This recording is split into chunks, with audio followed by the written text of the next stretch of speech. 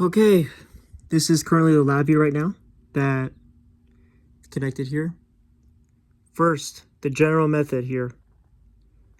Here, you get open TCP session, a while loop. No matter what, you connect the error in, which is this yellow thing, into the while loop. Then this is your, what is it? Your Modbus TCP session. You plug that directly into your while loop. This is where it's going to get very, very finicky. You have shift registers here. And you have a timer. This is independent. So I'm treating that as independent here. This will be, to give you just general context, this was identifying the via direct connection of the throttle input. This was the ESP32 connecting via USB outputting data here. So the Visa serial is just for traditional COM port 14, 15, whatever.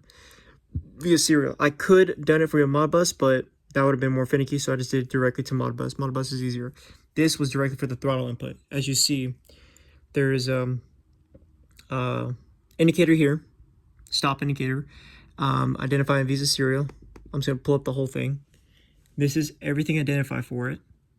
The only thing that changed was really these status symbols you really need to know, because that indicates between the session or the shift register, the holding register, the Visa serial, or the writing or reading, whether it's receiving it and then exporting the data correctly, which gives good troubleshooting skills. And for heads up, if you need to troubleshoot more, if you have your bytes, say, I don't know what's going on, is the bytes reading, use trim or bytes at port. Bytes at port. Or, sorry. You can use trim white space for reading.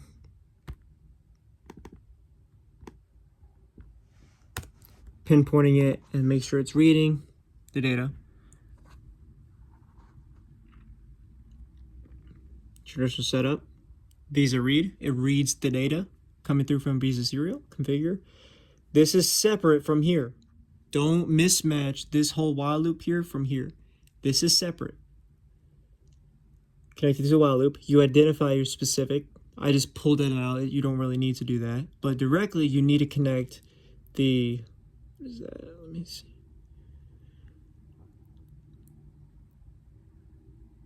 That's the Visa serial name out to the while loop. The error in from the Visa serial error in, error out, all to the Visa close. Connecting here. Your constant in 16. Forgot why. Why is it? What is it? Your byte count. So the bytes in the ESP32 C++ identify as 16 bytes. Connected here via string. This is the value directly into the the function diagram here, or we do Control E. The front panel. So this is the input for it. And this is the string output here. Turning the fractional to export string number, and you put it into the thrust time, your indicator, and your waveform chart. So as I click it here, this is the waveform chart for the thrust. I will incorporate, well,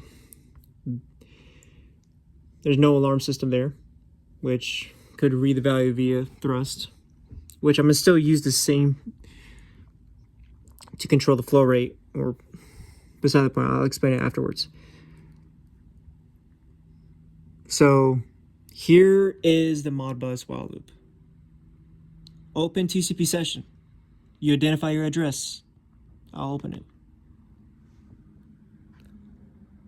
IP address, localhost, it would be directly to the IP address, which is 192.168.150.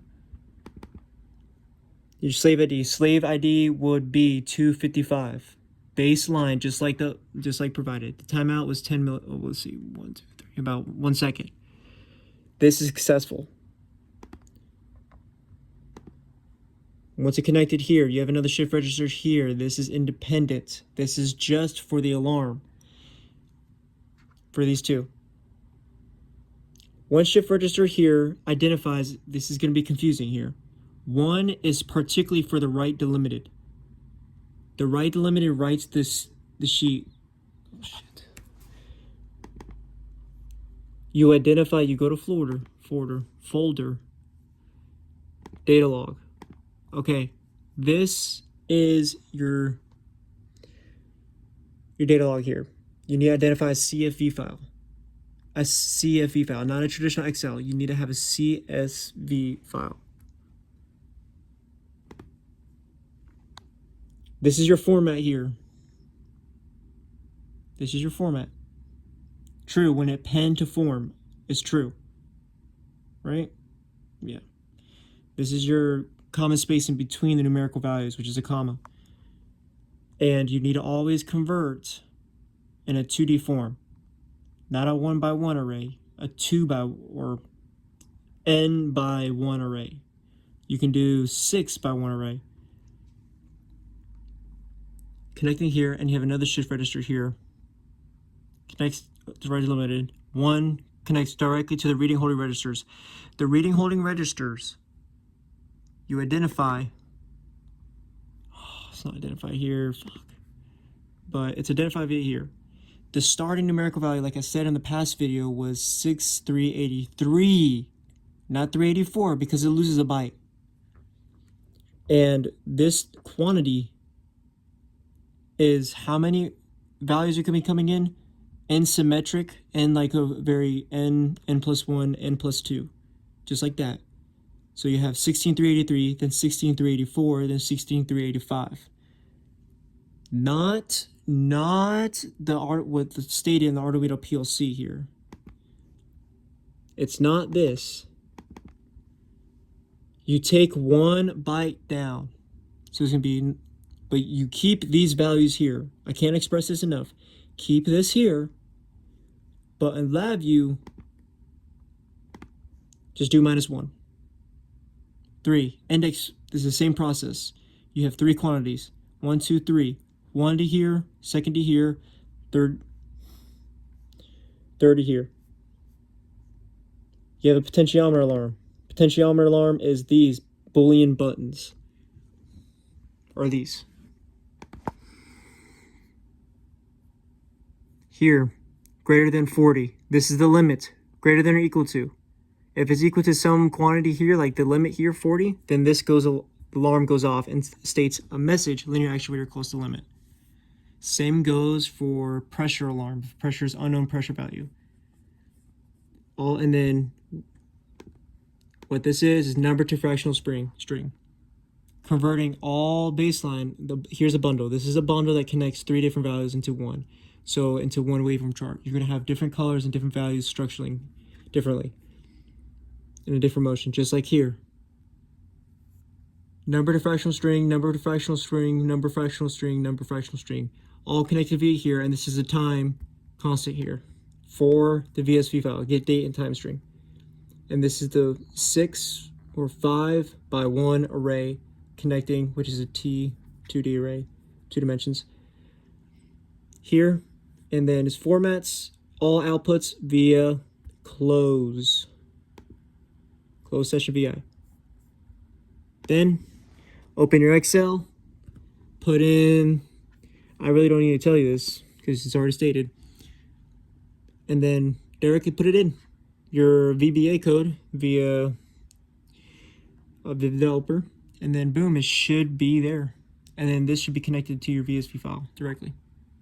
Boom, you made your first test bench with potentiometer readings, values, live values, and it should properly work. If any issues come up, YouTube, ChatGPT, or email me. I'll try to help. I'm getting my Claude soon, hopefully, possibly next year, beginning next year. After that, be associate developer, and then next get a CLD, be a developer, hopefully. Test bench.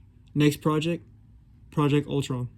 I know it sounds like freaking vendors, but it's with an ion propulsion system, but a stronger version of this, which is going to be incorporating Hall effect sensors and temperature, which is just this times 2, kind of.